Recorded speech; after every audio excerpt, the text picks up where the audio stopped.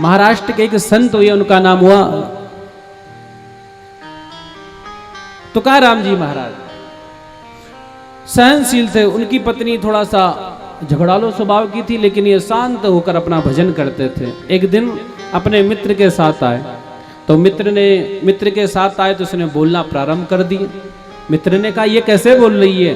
कहा ये हमारा स्वागत ऐसी करती है, हमें रोज की आदत है, तुम बुरा मत मानो, चलो अंदर।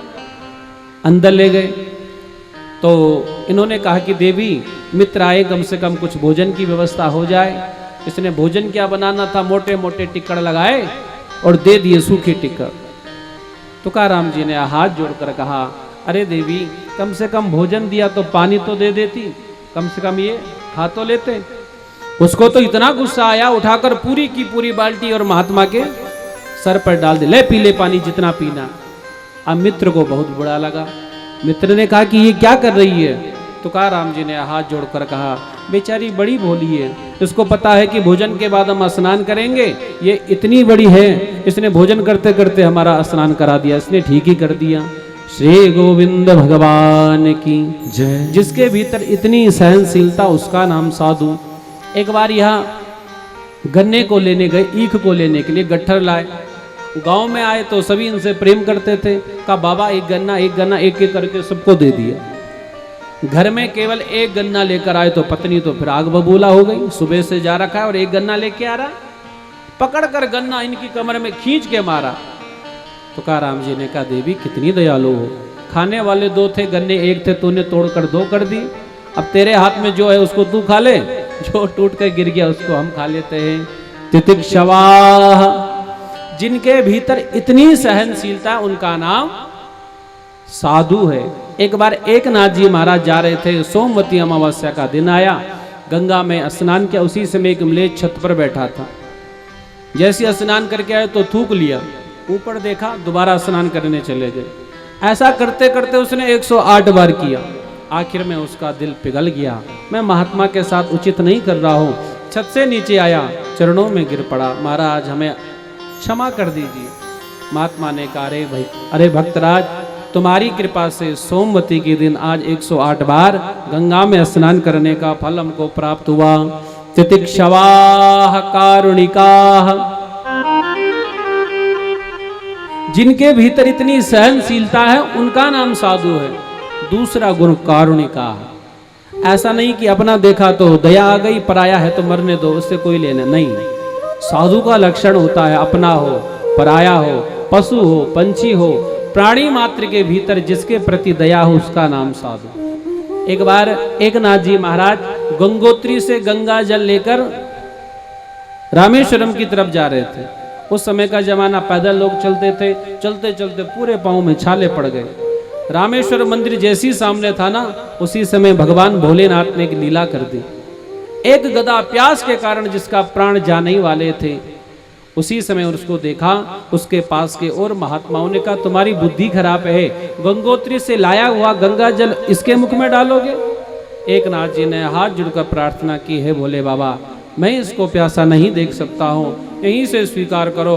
उसी समय हर हर गंगे करके जैसी जल चढ़ाया, उस गधे से भगवान विश्वनाथ प्रकट हो गए। बोलो काशी विश्वनाथ भगवान की जय। तितिक्षवाः कारुणिकाः, जिनके भीतर सहनशीलता है, जिनके भीतर करुणा है। सुहृदा सर्वदेहिनां, साधु का सीधा साधा अर्थ करें तो सीधा साधा अर्थ यही है कि जो दूसरे के बिगड़ते काम को साध दे, बना दे, उसका नाम साधु। और आजकल हमारा काम बने ना बने लेकिन दूसरे का बिगड़ना चाहिए।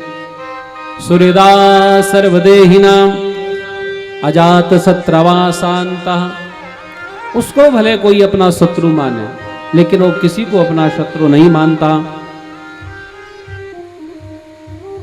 मयान्येन भावेन भक्तिम कुर्वन्ति ये दृढ़ां मत्कृते त्यक्त कर्माणस्तक्ता स्वजन बांधवा। भगवान कपिल कहते हैं मेरी भक्ति के लिए अनन्य भाव से कर्मों का परित्याग कर देता है मैया। अरे कर्म की क्या चले, अपनी स्त्री का, अपने पुत्र का, अपने भाई का, स्वजनों तक का परित्याग कर देता है। मदाश्रयाः, मेरे ही आश्रय में रहता है।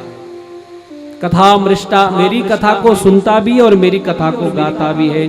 शृण्वन्ति कथयन्ति च तपन्ति विविधास्ताप, अनेक प्रकार के दुख होते हैं। देखो हमें अगर बुखार हो जाए ना तो पत्नी है, भाई है, कोई ना कोई पूछ लेगा। अब जरा विचार करो, जो सब कुछ छोड़कर वृंदावन में पड़ा हुआ है महाराज, एकांत में भजन करने वाला है, कभी उसको कोई ताप हो गया तो बेचारा क्या करेगा? कोई पूछने वाला नहीं कि महाराज खिचड़ी खा लो या पानी पी लो।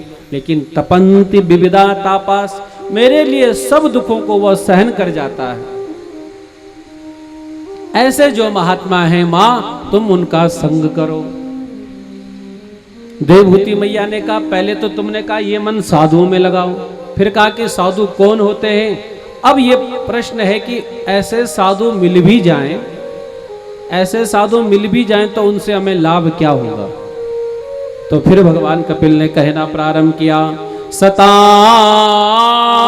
प्रसंगान मम वीर्य संविदो भवन्ति हृतकर्ण रसायना कथा तज्जोषणादा स्वपवर्ग वर्तमनि श्रद्धारतिर्भक्तिरनुक्रमिष्यति। भगवान ने कहा मां, अगर ऐसे महात्मा मिल जाए ना तो सताम प्रसंगान, वो तुमको भगवान की कथाएं सुनाएंगे। और उन कथाओं से क्या होगा? श्रद्धा। सबसे पहले तुम्हारे हृदय में भगवान के प्रति श्रद्धा जगेगी, उसके बाद रति, फिर भगवान का प्रेम प्रकट होगा। और जब श्रद्धा और प्रेम प्रकट होगा तो भक्ति अनुक्रमिष्यति, फिर तुम्हारे जीवन में भक्ति आएगी। माँ, जिस प्रकार लोहे में लगी हुई जंग, जिस प्रकार लोहे में लगी हुई जंग आग में फेंकने से वो जलकर समाप्त हो जाती है, ठीक इसी प्रकार कितनी भी कामना क्यों ना हो, वह कामना भगवान की भक्ति करने से पूर्ण हो जाया करती है। गोविंद भगवान की जय।